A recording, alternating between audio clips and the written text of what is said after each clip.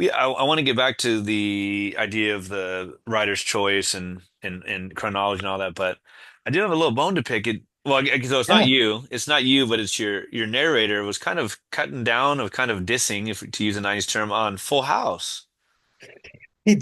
Come Yeah, on. he's not a fan. He likes Perfect Strangers, which has not Okay. had the Okay. lasting cultural impact Right. of Full House, but Yeah. yeah, he doesn't care for Full House. Yeah, fair enough. Fair enough. Yeah. But yeah, the a lot of the ethos of the podcast and the title come from Tobias Wolff and Mm. Bold in the Brain. Are you familiar with that story? I am, yeah, I've taught that story. It's such a Oh, great story, oh, especially for sort of the slowing down of the that's moment. It's great for pacing. that's exactly what I'm thinking about. Just the fact that he's going, he's going to die. The narrator is going to die. The protagonist is going to die. God, I can't believe I'm forgetting his name. Anders, right? Mm. But that incredible encapsulation of childhood and innocence and the baseball and man, Yeah, man, it's a uh, beaut. oh man. This idea of what he does and what he doesn't remember as his life flashed before his eyes. I love that don't what he doesn't remember part of it too. And Yeah. Oh, it's a gorgeous piece of writing. right, gorgeous is the word, no doubt about it. Um, so with back to Jacob, and he gets a girlfriend. He like I said, he had one in the earlier summer. Kind of mentioned Barbara, I think it was, and That's right. Tammy. So there's Willow, who's one of the girls in the crew, and she's just seemingly just nice to everyone. And all the boys, I love that scene. I think at that first party where the boys are just like puppets on a string, right? She moves Uh-huh. 5 feet to the left, and they're following her, and it's just could be incredibly awkward for everyone involved, but they don't.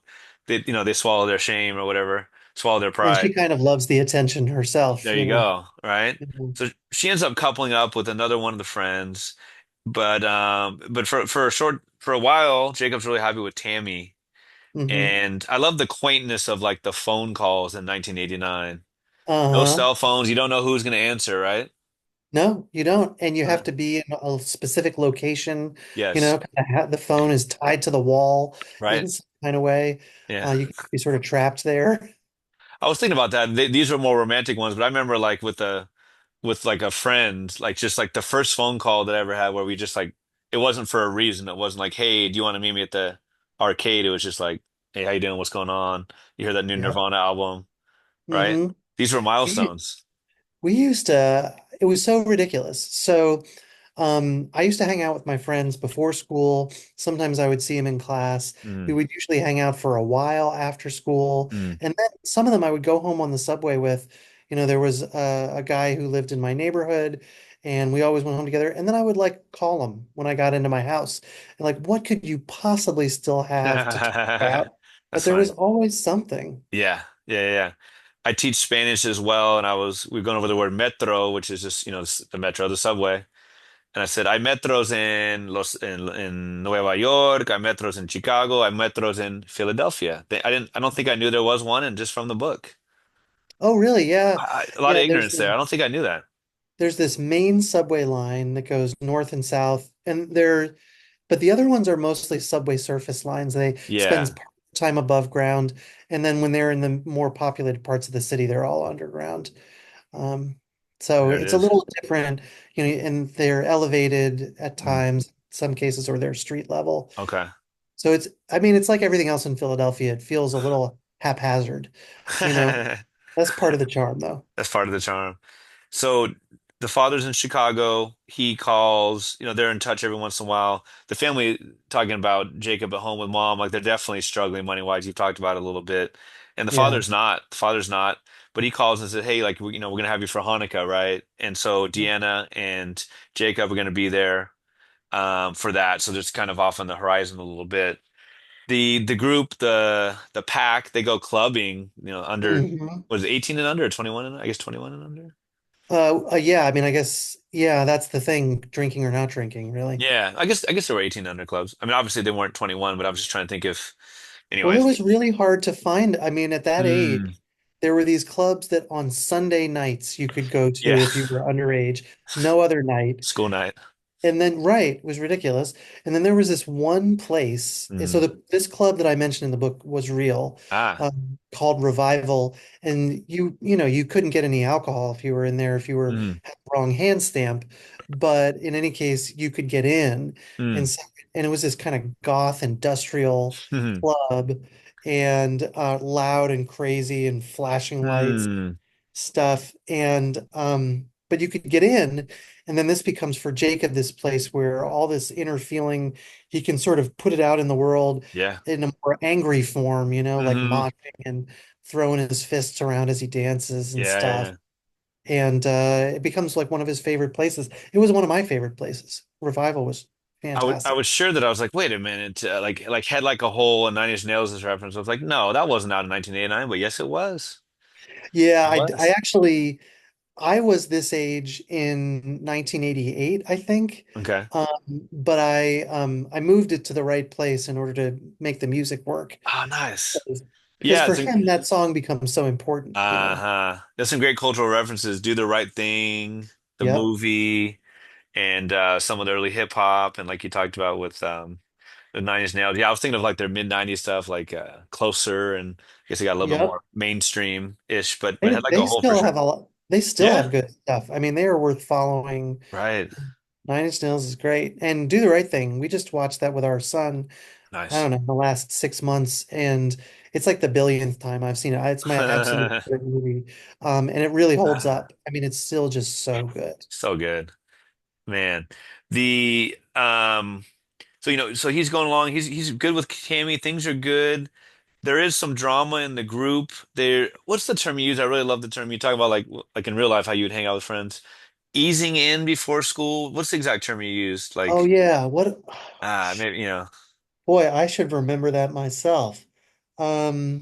It's not settling in, is it it? might have been settling in.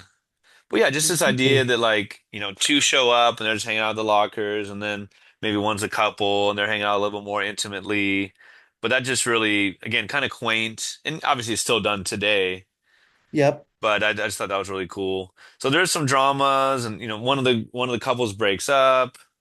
Things are good with Tammy, but there is still that like you said, you see he would see like a dent in the door or something like that, and depression would come, or the lone hmm, coyote, or he would see somebody embarrassed, and he had like secondhand embarrassment, or just straight hmm. depression. Things would set him off, and so he and Tammy are on some rocky soil or whatever the metaphor would be.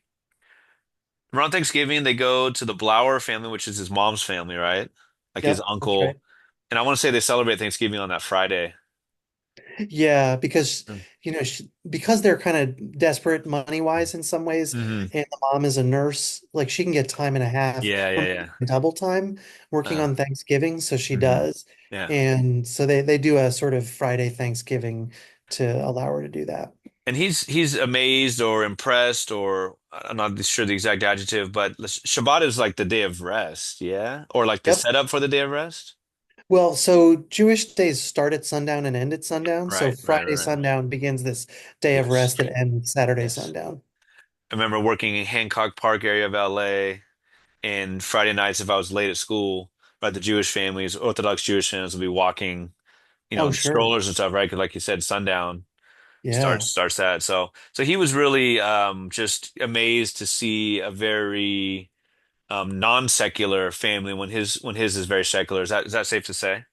Yeah. Yeah. Mhm. I mean, I've been thinking about it a lot. I mean, I don't exactly disapprove of what I did in this book, but Mm. there's a way in which I'm actually getting a little bored with the way I'm handling Judaism in some Mm. books. Like he's disconnected from it, and it's not a big part of his life. Mm. But actually, it's a big part of my life, and Mm. not Orthodox, but you don't have to be. There are so many progressive Jewish families Huh. where, like, they love the holidays and they do the rituals, and it's very meaningful in their life, Mm. but they're not wearing black hats, Right.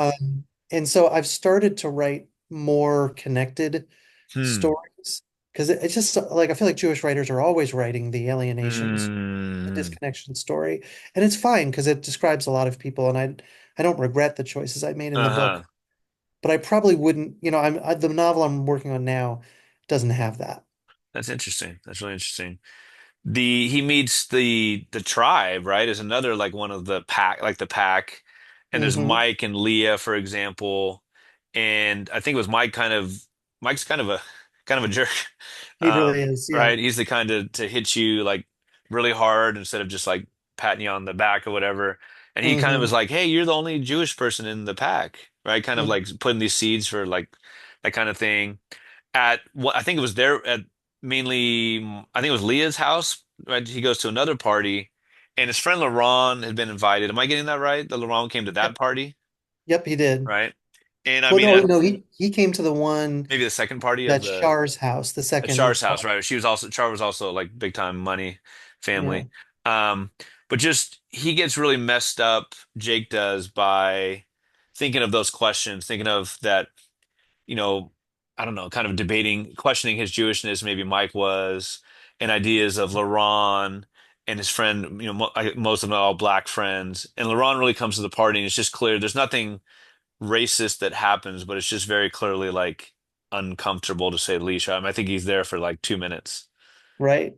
You know, you Right. come, and that's actually based on an experience of mine when I brought some friends from West Philly Mm, to Revival one time, and they were black, and no one, nothing racist happened, just as you mm, said, but like Nine Inch Nails and a bunch of kind of white punk looking folks, mm, he's like, is something bad gonna happen? And so yeah. like, you kind of want to get out of there. Huh. You know, one of the things that characterized my experience growing up, and I wanted to be in the book, is just there's so many complicated identities around race, class, religion, Hmm. and the people you hang out with, are they the same as you on these dimensions? Or are they Mm, not? He does what a lot of people do at that age. He starts hanging out with people who are the same race as him. So mm, everybody's white, but he's not hanging out with Jewish people. And most of the people in his friends group in the pack are much better off than him financially. yes. Like in one way, he's smoothed out the differences by Hmm. joining a bunch of white folks and leaving behind black friends, who he wasn't that close with in the first place, Hmm. um, but he had more in common with them in terms of class Yeah. because they're from West Philly like him. And he still hasn't started hanging out with a group that's Jewish. So it's Right. so complicated, right? Uh-huh. And I think he notices more than I did at that age. Like it was all going on, but I feel like I was pretty stupid. Hmm. And a lot of it I just wasn't thinking about. So I Hmm. give him a little more wisdom than I had, though there's Hmm. still a lot that he's missing. As the friend group, as possible, relationships are cracking. He describes the underwater as another metaphor. This idea that he feels underwater, he feels like he's drowning. And he asked Deanna. You talked about not having language necessarily for depression. Deanna and the father, and I think I'm oversimplifying, but a lot of them are just kind of like, "Hey, buck up," like, Right. right? Things are Right. tough. Pull it together. Yeah, pull it together. It's And that that's easy, the right? advice you get, or at least Mm, you used to get. It was like walk it off, yeah. like Smile, smile try to more. focus on something nice, Hmm. as opposed to recognizing like, no, there's actually something to deal with Sure. here, and you're gonna need more support than that. Yeah. The Chicago trip happens, and definitely there's some drag out fights with with his father.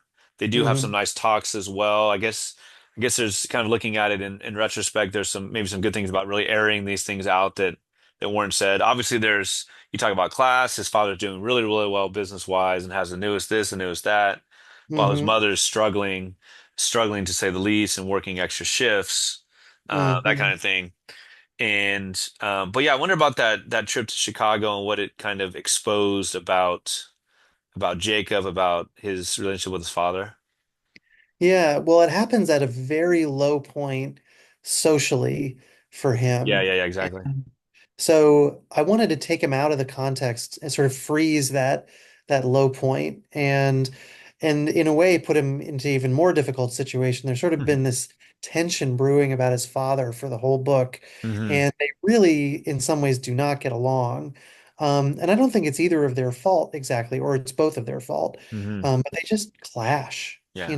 as people, at least at that stage of things. And but I wanted, I didn't want him to get through the book without confronting it. So he has this big trip where things do come to a head. Hmm. And I don't want to spoil things too much, Yeah. but like as you say, sometimes letting these things out into the open allows you to get to the next place, you Hmm. know? I don't want to like sweep it under the rug, but it does seem legitimately like the fact so his father has come out as gay and has a boyfriend, is dating, and they love the boyfriend. He's great. Yep. Is is some of that tension that is there some sort of dissension or what's the word? I don't know. Does he resent his father for being gay? I don't think he does, but I don't want to, I, sanitize. Yeah, I didn't have it in my head that he felt resentment about that. Hmm. There's sort of plenty of other things to be scrapping with his dad about. Sure. His dad wants him to like clean up his act and cut his hair and Hmm. what is this earring that he's got and stuff. That there's all this other stuff for them to fight about. Hmm. I mean, it's the 80s, it's a long time ago, and so I think Jacob and Deanna both think like, well, this is different. Like you Hmm. don't expect your dad to be gay.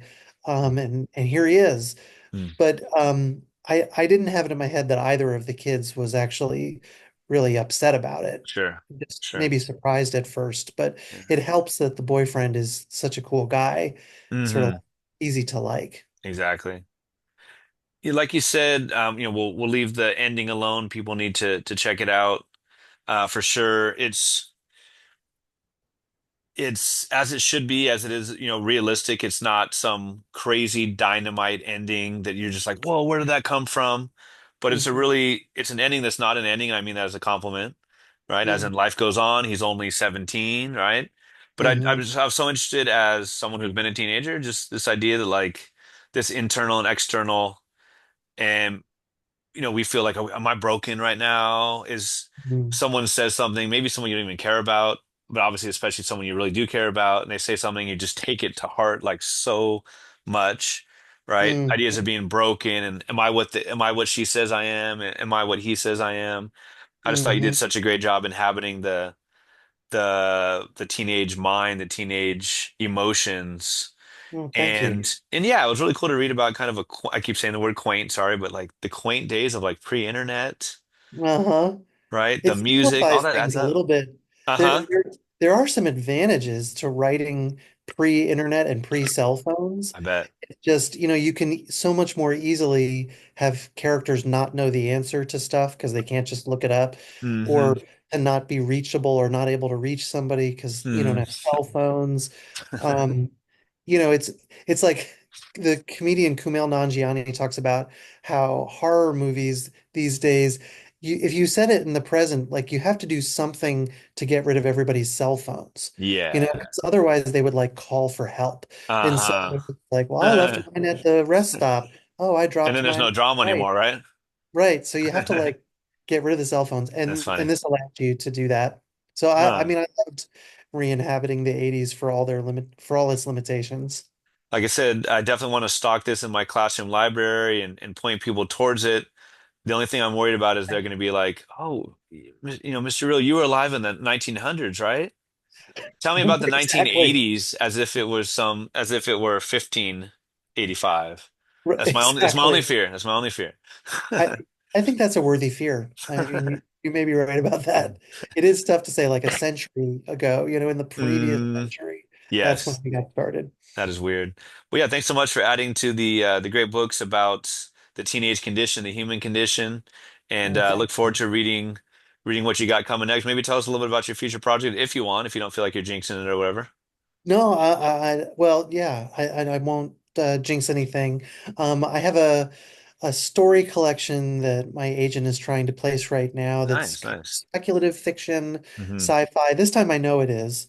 So I'm ahead of the game this time. And then I'm working on another novel that is about parenting, which has been the biggest experience of my life, but also through a speculative lens because I'm really discovering there's an exciting freedom that you get by being able to alter how the world works. Hmm. That allows you some freedom in Yeah. setting up conditions that would bring out the best story. I have an almost 9-year-old and almost 7-year-old, and I don't know. I haven't been able to write about being a parent. I just the stuff I come out is cheesy or it's overwrought or Yeah. so It's salute to those who can. it's hard. I mean, my kid is 18, Hmm. he's off at college, which is the worst.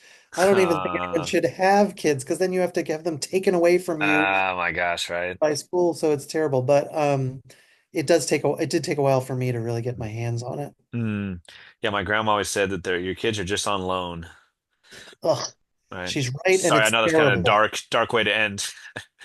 It's the reality, it's the world. On a positive note, but yeah, thanks again. Really appreciated reading it and talking to you, and just wish you great luck in the future. Thank you. This has been a blast. Same. Thank you so much.